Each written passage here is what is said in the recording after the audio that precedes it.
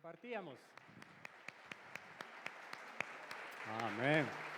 Bienvenidos, queridos amigos, hermanos que están en casa, pero que son parte ya de la Iglesia Cristiana de las Américas. Hoy queremos compartir un tema muy lindo. Es un himno de la Iglesia primitiva. Está en 2 de Timoteo, capítulo 2, versículos 11 hasta el 13. Vamos a leer esta porción de la Escritura. Cuando tenga ojos, pero. Muy bien, ahora sí. Segunda carta a Timoteo, capítulo 2, versículos. Mientras usted puede leer ahí en la nueva versión internacional, yo sin embargo voy a leerla desde la versión Reina Valera, pero importa, aumenta el entendimiento. Su palabra dice: palabra fiel es esta: si somos muertos con Él, también viviremos con Él. Si sufrimos, también reinaremos con Él. Si le negáremos, Él también nos negará. Si fuéramos infieles, Él permanece fiel. Él no puede negarse a sí mismo. Amén. Y la escritura que estamos leyendo, según estudios de los eruditos bíblicos, tiene que hacer referencia a un cántico que tenía la iglesia primitiva en aquel entonces. Y como cántico, yo puedo darme cuenta que es una expresión de lo que tienen adentro en su corazón. Las canciones son así. Mire, yo estaba indagando un poquito acerca de una canción muy conocida por usted. Tal vez usted no conoce este himno, pero la canción Perfidia estoy seguro que se conoce. ¿Sabe la canción Perfidia? La canción Perfidia comienza con una declaración, una declamación que dice: nadie comprende lo que sufro yo, canto pues ya no puedo sollozar, solo temblando de ansiedad estoy, todos me miran y se van. Y comienza la guitarra, tin, tin, tin, tin, tin, y unos señores llamados los Panchos comienzan a decir: mujer, si puedes tú con Dios hablar, ¿sí o no? Pregúntale si yo alguna vez te he dejado de adorar, dice, pero solo se adora a Dios. Segunda estrofa: y al mar, y usted diga: al mar, espejo de mi corazón, las veces que me has visto llorar, la perfidia de mi amor. ¿Sabe qué es perfidia? Ya ves, sabía la canción y no sabe qué significa perfidia. ¡Wow! Perfidia es el desamor, la infidelidad. Si algo que no es bueno, y por eso dice: pregúntale a Dios si puedes hablar con Él, con cuánto yo te amo, pregúntale al mar. O sea, yo te amo y tú no me estás amando. Entonces es una perfidia de su amor. Sí, es un desencanto. Esto lo podrá cantar los Panchos, pero los cristianos no podemos cantar un desencanto de parte de Cristo porque jamás nos ha dado a decir. Tal vez nosotros como hombres o la mujer como mujer pueden dar algo que decir y considerar en algún momento de una relación una infidelidad, pero en Dios nunca va a encontrar eso. Amén. Por eso este cántico de 2 Timoteo es un cántico a la fidelidad de Dios y es un reconocimiento en nuestras vidas de cómo nosotros nos sentimos frente a este canto, yo digo, frente a esta relación con el Señor. Hoy quisiéramos compartir un tema que lo he denominado dignos de crédito. Y no estoy hablando que usted pueda ser digno de un préstamo en el banco, no. El crédito hace referencia a la fama, a la reputación, al prestigio que alguien puede tener. Y pregunto, queridos hermanos y queridos amigos, ¿qué prestigio tiene usted como creyente, como hijo de Dios? ¿Se identifica con una canción como la que acabamos de leerla en 2 de Timoteo, capítulo 2, versículos 11 al 13? ¿Podría decir usted como un cántico que es parte de su vida, vez y tras vez: si vivimos, para Él vivimos; si morimos, para Él morimos; sea que vivamos, sea que muramos, somos del Señor? ¿Podría decir eso? ¿Podría decir que si sufrimos, con Él reinaremos? ¿Podría decir que si usted le niega al Señor, está también tal vez expuesto a que el Señor lo niegue? ¿Podría estar seguro de que la fidelidad de Dios nunca cambia? ¿Lo podría hacer? Hoy entonces vamos a compartir un tema, queridos hermanos, que nos lleve a ser cristianos dignos de crédito, dignos de fama y reputación, en el sentido de lo que le estoy viviendo es lo que el Señor tiene planificado para nosotros. Entonces, el texto nos invita a motivarnos en la fidelidad de Dios, nos invita a reforzar la certeza que tengan una esperanza con Dios. Porque si la palabra dice, si vivimos con Él, también reinaremos con Él, implica que hay una esperanza con Él, una esperanza eterna con Él. Nos alienta también esta palabra en la fidelidad de Dios y entendiéndola como tal, a mantenernos obedientes, siguiendo a Cristo de una manera correcta. Segunda de Timoteo 2, 11 a 13, sin duda establece un principio bíblico fundamental en nuestra vida de fe. A tal punto, de veras, que en realidad se convierte en escritura después que fue ya parte de la vida de los creyentes primeros. Primero fue la canción, después del escrito del apóstol Pablo. ¿Cuál es el significado? ¿O cuál es la implicancia, la repercusión de estas verdades en su vida diaria? Hoy quiero compartir 4 significantes espacios o verdades que esta porción que hemos leído tienen para cada uno de nosotros.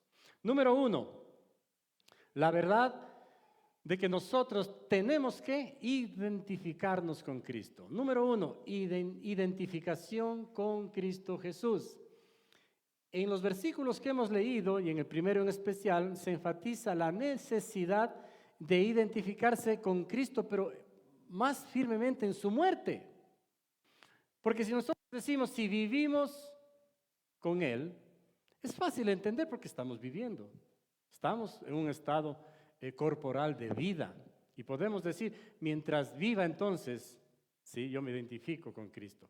¿Pero qué de la muerte? ¿Ha pensado usted en la muerte? ¿Ha pensado de cuándo ésta llegaría a su vida? ¿O cuándo llegó a alguien en su casa? La muerte es el cese de todas las funciones de un organismo. Hasta ahí llegó.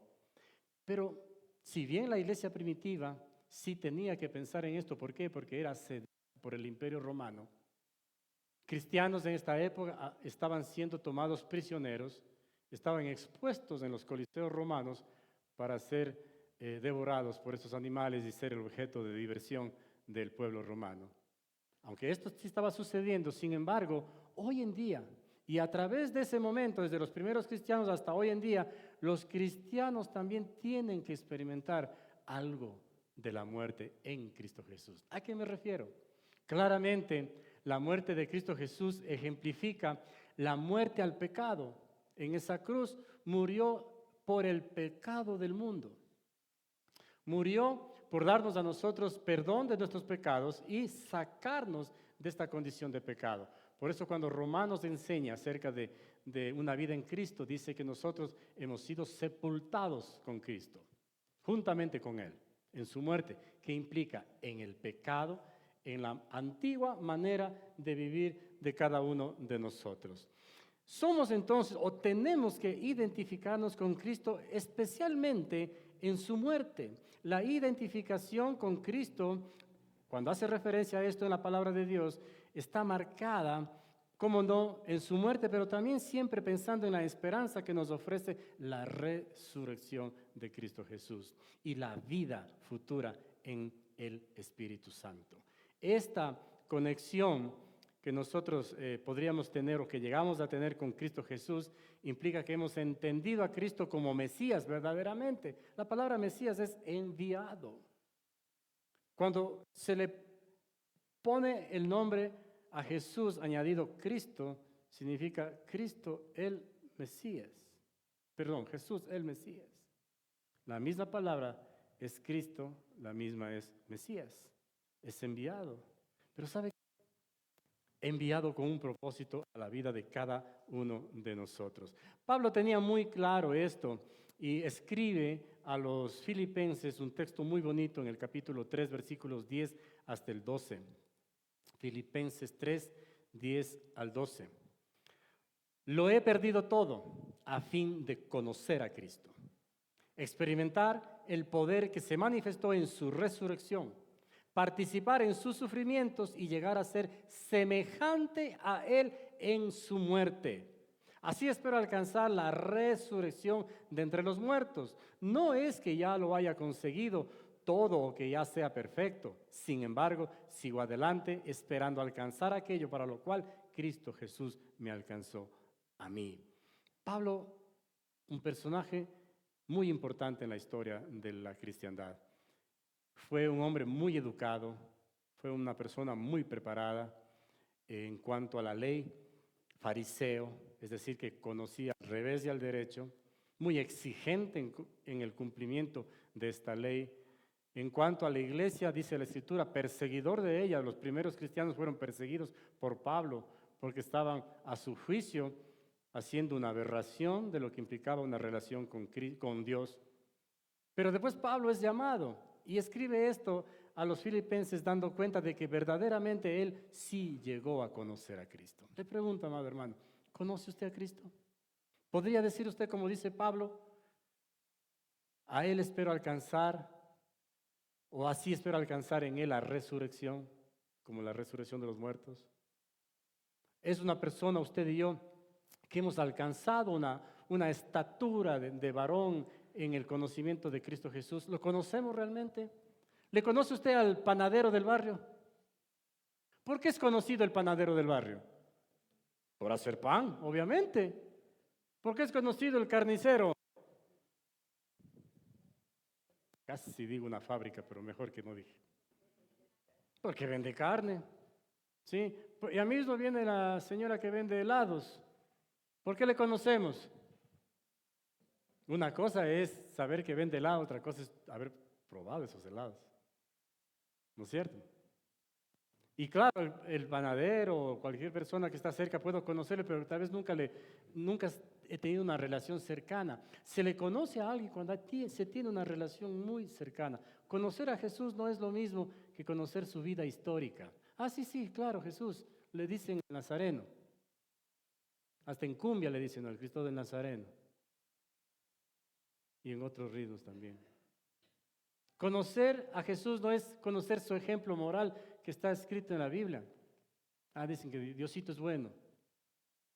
Algunos son más confianzudos con el Señor y le dicen, el flaco y yo somos uno. ¿Se ha escuchado esos comentarios? No, con el flaco nos llevamos súper bien. Pero eso no es conocer a Jesús. Ni siquiera conocer la gran obra a lo largo de los siglos, como la cristiandad lo ha mostrado. Tampoco es eso conocer a Jesús. Podemos decir que conocemos a alguien porque lo reconocemos debido a que distinguimos las diferencias con otros. Ahí podemos notar la diferencia y podemos saber que realmente conocemos a esta persona. Decir que conocemos a alguien porque estamos familiarizados con él. Significa entonces que he pasado tiempo. Cuando decimos que estamos familiarizados con tal persona, es que hemos dedicado tiempo. Hemos estado ahí. Eso es. Nadie más conoce a Diego Villota más que el Señor y mi esposa. Entonces, cuando yo por ahí estoy haciendo algo, diciendo algo, o callado y andando por ahí, mi esposa dice, ¿qué te pasa? Yo te conozco. ¿Sí o no? Las madres a los hijos, a ver, mi hijita, yo te conozco, usted es hija de su mami. ¿Por qué? Porque hay una relación, hay una cercanía y sabemos quién es. Pregunto, ¿usted puede decir así de Jesús? ¿Tiene esa identificación con Cristo como creyente, como su hijo? ¿Podemos decir que conocemos a Cristo realmente? Mire lo que dice, o lo que dijo Charles Spurgeon hace un par de siglos. Charles Spurgeon, predicador inglés. Un poquito largo, pero nos hace entender muy bien lo que implica conocer.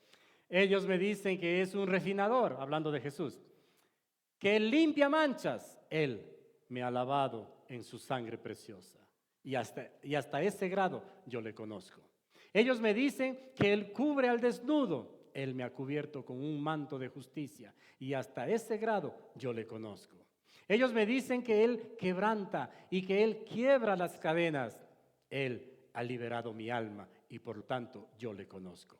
Ellos me dicen que Él es un rey, que reina sobre el pecado.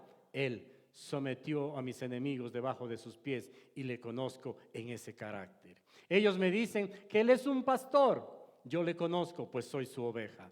Ellos dicen que Él es una puerta. Yo he entrado a través de Él y le conozco como la puerta.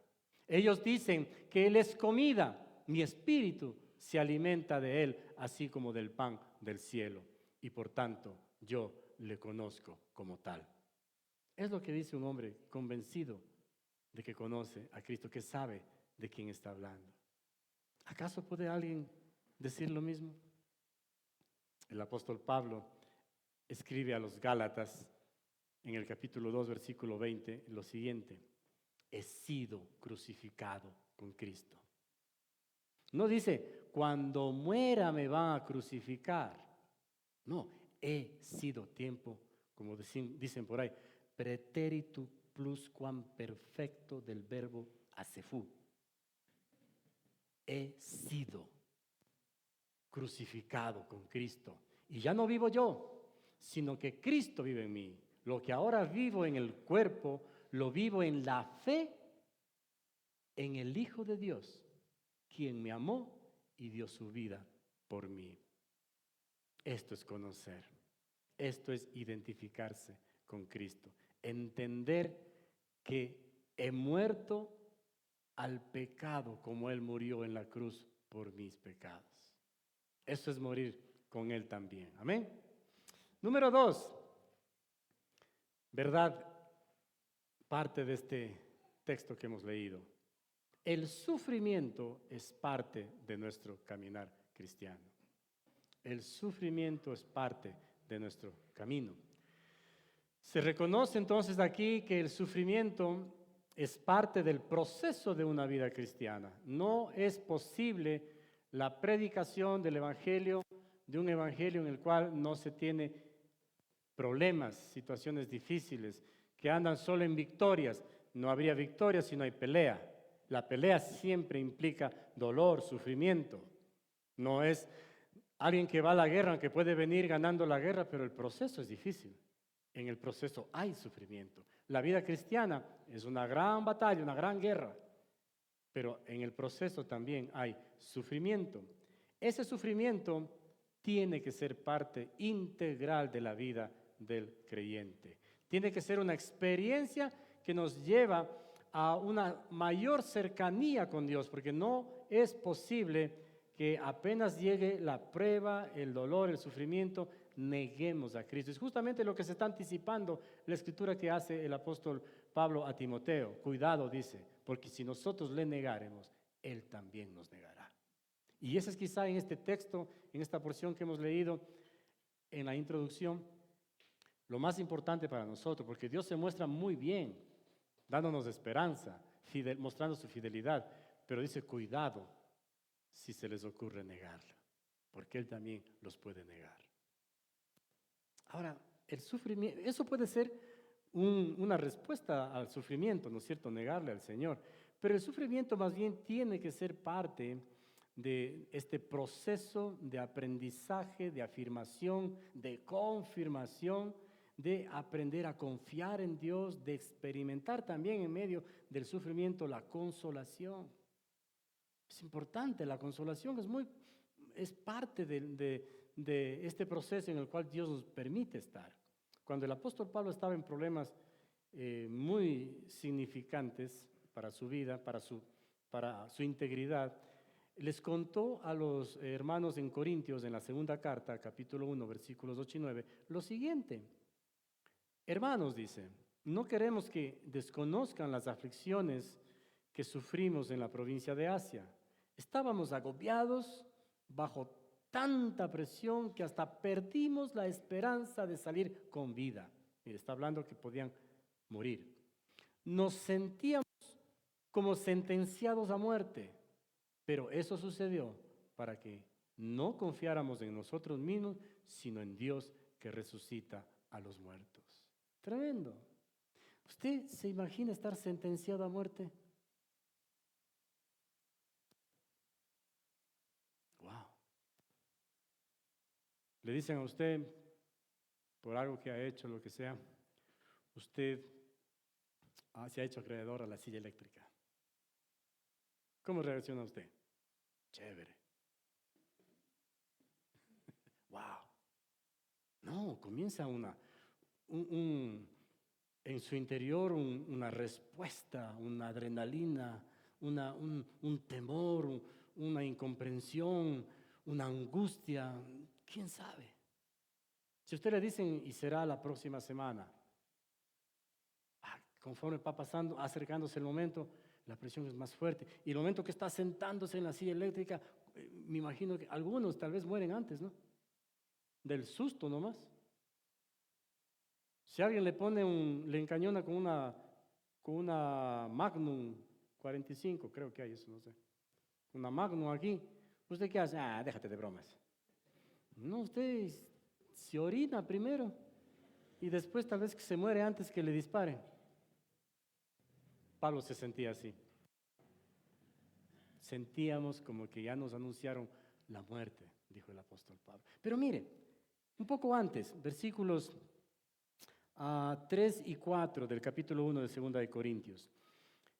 Bendito sea el Dios y Padre de nuestro Señor Jesucristo, Padre de misericordias y Dios de toda consolación. ¿Qué está primero mostrando aquí Pablo? Que hay consuelo en Cristo Jesús. Segundo, el cual nos consuela en todas nuestras tribulaciones para que podamos también nosotros consolar a los que están en cualquier tribulación. Escucha, lo importante aquí es el cual nos consuela, no dice nos consoló. Él está contando una historia después del pasado reciente de él, pero pasado.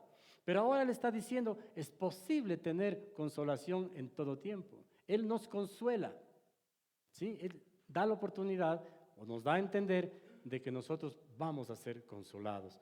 Entonces, muy importante que entendamos que el sufrimiento sí es parte de nuestra vida, pero que también el consuelo es parte del proceso de sufrimiento en nuestras vidas. Alejarnos de Jesús, no identificarnos con Él en tiempos de sufrimiento sería también no recibir el consuelo en estos momentos y perdernos eternamente. Pablo está tratando de persuadir por medio de su colaborador en el ministerio que es Timoteo, que lo haga con otros también. Dice, esto que has aprendido de mí, enseña también a otros, personas fieles que hagan lo mismo con otros. O sea, que se transmita de generación en generación este mensaje claro. Hoy estamos tocando este tema porque es importante para todo creyente. Amén. Número 3, verdad fuerte en este texto que hemos leído es la promesa de la vida eterna. Y vamos a referirnos a otro apóstol, el apóstol Pedro.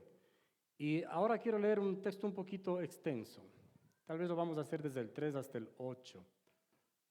De Primera de Pedro, capítulo 1, versículos 3 al 8 vamos a leer.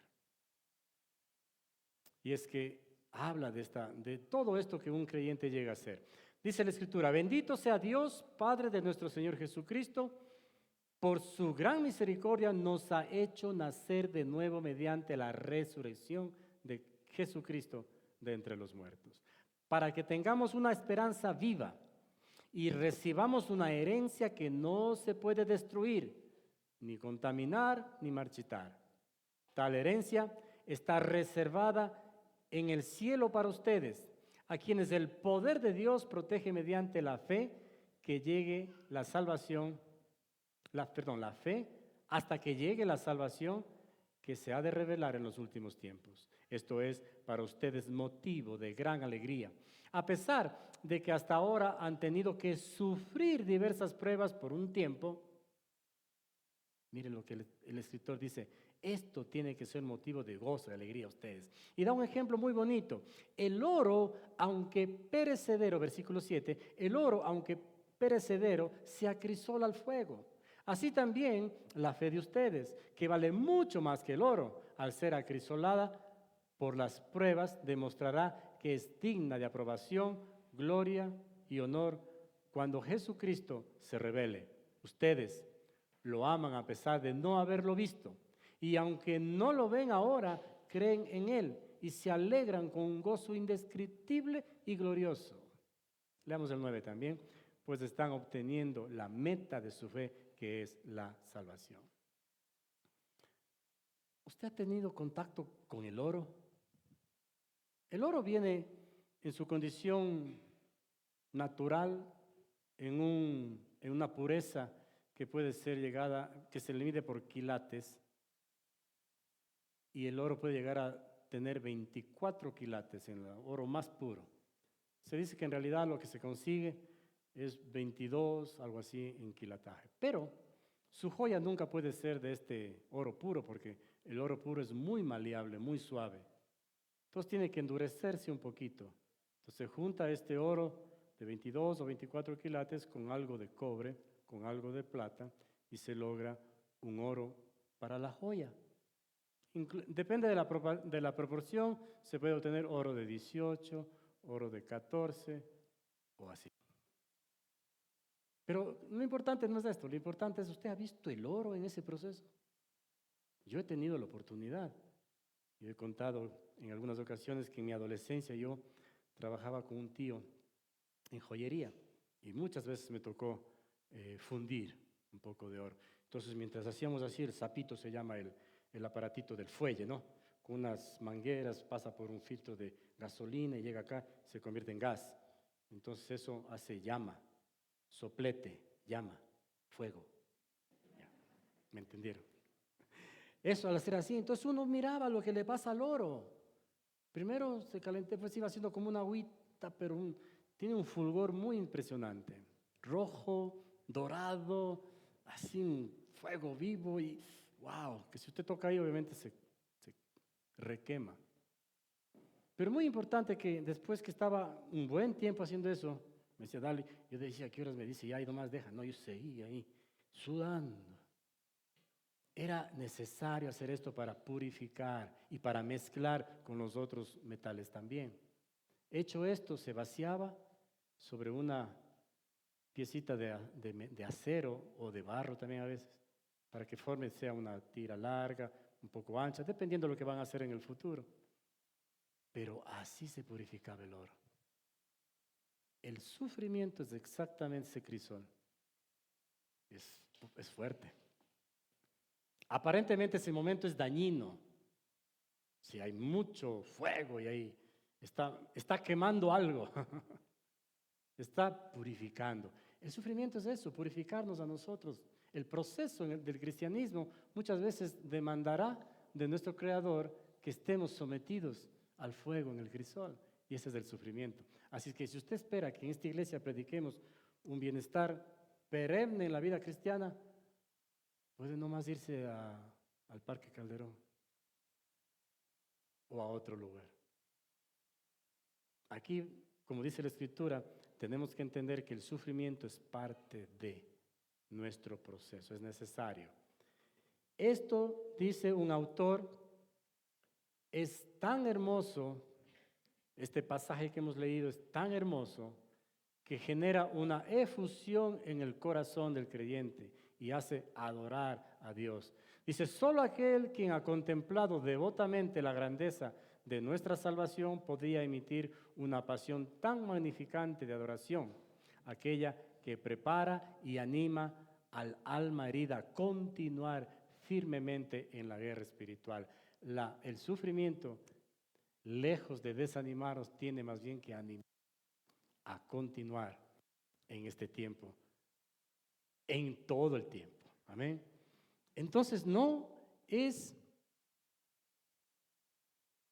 para un creyente que se identifica con Cristo, para un creyente que comienza a caminar en sus promesas, entendiendo que el sufrimiento es parte de su vida, no es entendible que un creyente abandone una relación con Dios en el primer momento de sufrimiento.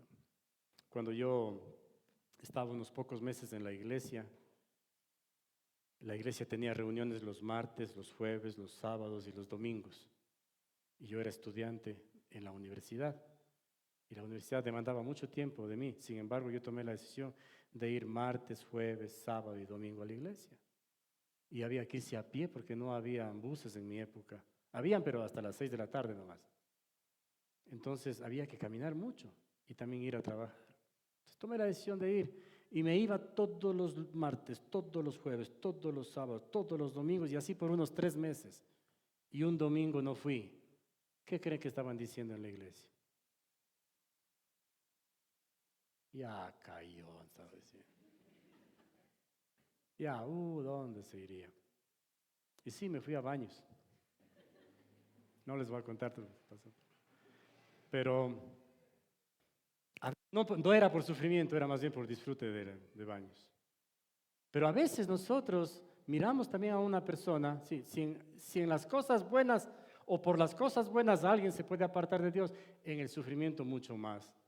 La gente tiende a apartarse de Dios o a exigir razones del por qué está atravesando eso. Y cuando la Escritura dice simplemente es el crisol necesario para tu crecimiento. Como dicen ahora, es por tu bien. Amén. Dígale a la persona a su lado, es por tu bien. Dígale. Entonces, debido a estas grandes promesas que Dios nos ha dejado en su palabra y que está muy sintetizado en esta porción de 2 Timoteo 2, 11 al 13, podemos decir nosotros que vamos o debemos ser parte de este proceso a la manera que Dios lo tiene preparado para nosotros. Pero no podríamos hacer esto, hermanos, si no estamos enfocados en quién es Dios, en la verdad más grande de Dios, que es su fidelidad. Y este es el número 4, la fidelidad de Dios. Se asegura que Dios es fiel y que no puede negarse a sí mismo en el texto que leímos al inicio. Esto significa que sus promesas son verdaderas y simplemente se van a cumplir. Punto. Ahora, la Biblia habla de la fidelidad de Dios, habla de su condición natural de ser fiel. ¿Sabe lo que significa ser fiel? Fiel es verdadero.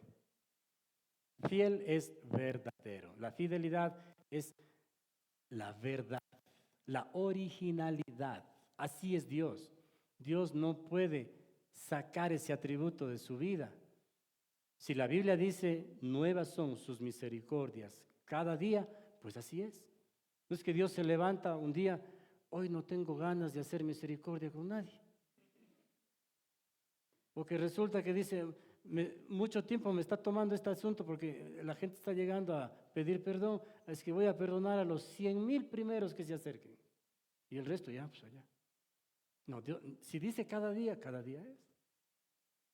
A cada persona, a cada persona. Entonces, la fidelidad de Dios es esa verdad en las promesas, en la esperanza que Dios nos ofrece en su palabra, en la oferta que Dios nos ofrece en su palabra en todos los aspectos de la vida.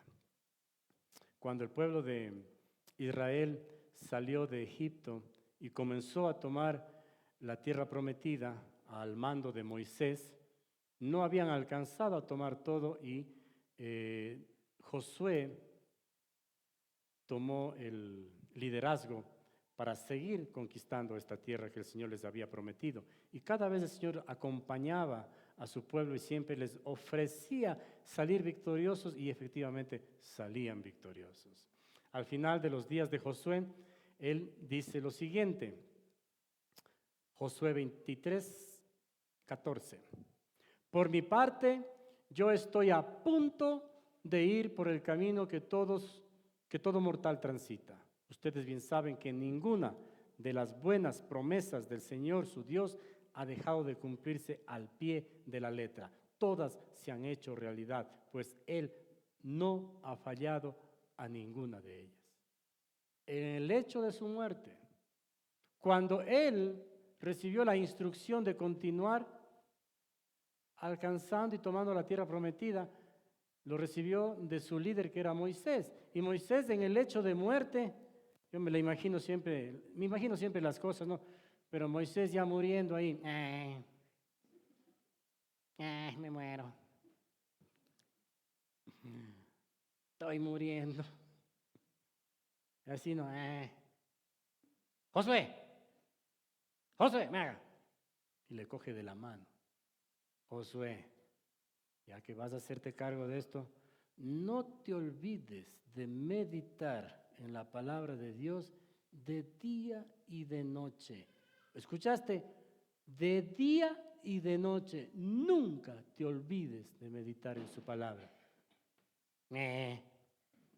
Este parece borrego ya. La instrucción de Moisés a Josué, pero es lo mismo que está diciendo Josué en su muerte.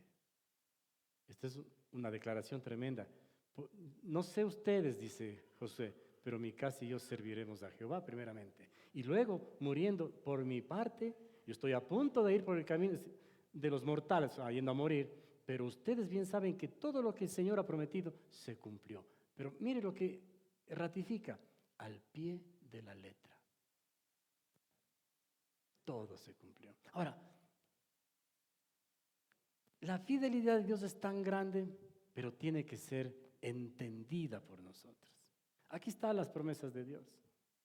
Se la puede mencionar como hoy hemos leído. Si vivimos con Él, viviremos con Él. Si morimos con Él, viviremos con Él eternamente. Si le negáremos, este es problemático. Él también nos negará. Y mire, si fuéramos infieles, no se preocupe, Él permanece fiel. Esto es maravilloso. Entender entonces que lo que el Señor tiene para usted y para mí está aquí en la Escritura y que nos toca a nosotros acercarnos a ella. Sí, la Escritura vendrá tal vez a veces por medio de una predicación, de un estudio bíblico programado, entiendo, pero las promesas de Dios van a llegar a su vida por medio de su relación. Si usted se identifica con Cristo Jesús, si conoce, así como muchos cuencanos dicen, hay una panadería en Cuenca, excelente, hay un pan de higos, solo allí hacen. Así también usted se acerca a la palabra de Dios. Solo a mí me puede dar una porción de la Escritura porque yo le conozco quién es Dios. Porque en el pasado hizo esto, porque me ofreció tal cosa, porque cumplió sus promesas. Y Josué está diciendo, Él cumple sus promesas al pie de la letra. Busque sus promesas. Sí, puede darse desde el púlpito, desde una enseñanza, por supuesto, pero usted es el propio agente de las promesas de Dios para su vida. Amén. Amén. Pablo dice en la carta a los Corintios que procuren los dones espirituales, o sea, busquen los dones de lenguas, de interpretación de lenguas, dones de sanidad, de discernimiento de espíritus, etc. Pero dice, pero por sobre todo les pido que profeticen. ¿Y qué significa profetizar? Nada más y nada menos que buscar en la palabra de Dios sus promesas y ahora traerlas a la vida o al espacio que estoy viviendo ahora, a la circunstancia de mi vida que estoy viviendo. Si está enfermo, la palabra de Dios dice, por sus llagas fuisteis curados. Por ejemplo. Y así.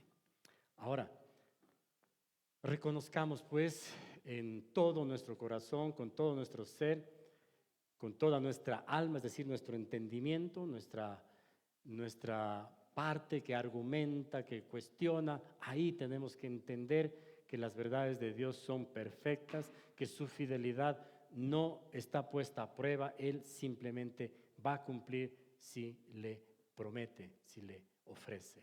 Todas las promesas de Dios que son hechas a su vida se cumplirán. Pero sí le animo a entender si esa promesa es para usted. Única forma es identificándose día a día con Cristo Jesús. Lo que vamos a hacer entonces, queridos amigos en casa, hermanos, todos, es que por medio de este pasaje que nos ofrece una esperanza, que nos ofrece verdades, tengamos muy claro en nuestra vida. Tal como las canciones son claras en nuestra vida, yo creo que si a usted ahora le invitan a un evento público donde van a premiar o van a hablar de algo, la primera cosa que dicen es, punto número 1, himno nacional del Ecuador. No sé si en otros países será así, pero todos se ponen de pie, mano en el pecho, y usted nos está diciendo, ¿cómo era el himno? Todos sabemos ya, bueno, si es que somos ecuatorianos. Tan, tan, tan, tan, tan, tan. Usted ya sabe, a veces entran mal, a veces ya es otra cosa, pero cualquiera dice, salve patria 1000 veces, no tiene que acordarse, no tiene que ocuparse de quién le enseñó, no, está en su corazón. Ojalá podamos decir al Señor, si vivimos, para Él vivimos. ¿Y sabe qué? Si morimos, también morimos con Él. Si sufrimos, vamos a reinar con Él. Que tengan claro en su vida diaria, que no le coja mañana desprovisto, ¿no es cierto?, en un sufrimiento. Y ahora, ¿cómo tengo que responder yo como cristiano? Pastor, ¿sufro o no sufro? Ayúdeme a sufrir un poquito. Vamos. ¿Captan lo que estoy tratando de decir?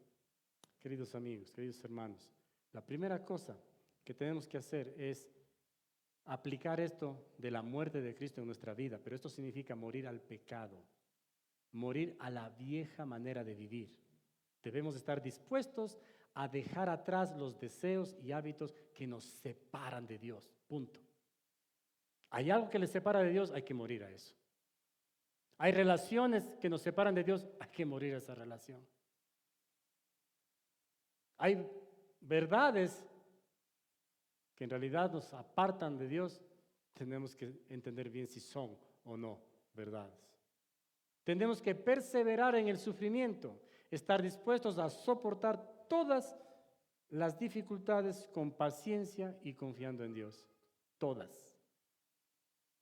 Tenemos que estar conscientes de un reinado eterno con Cristo, pero si morimos a nuestra manera vieja de vivir, si sufrimos y soportamos las dificultades, también expectantes de reinar con Cristo por siempre, para siempre.